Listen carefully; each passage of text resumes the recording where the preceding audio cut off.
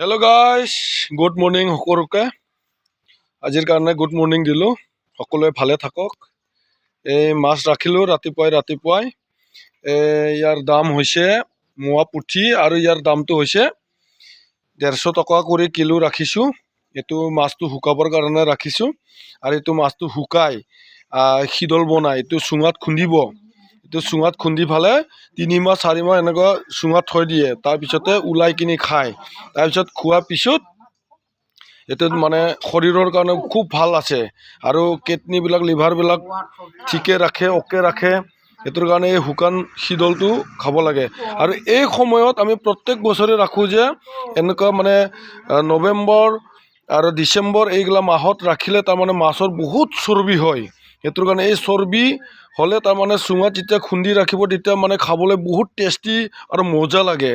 সেইটোৰ কাৰণে আমি এই মাছকেইটা চৰ্বি হোৱাৰ পিছত আমি ৰাখোঁ।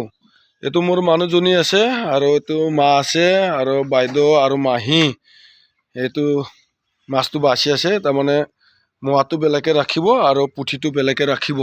তেতিয়া ভাল হয়, যেতিয়া মানে সোনকালে শুকে আৰু। Bye bye.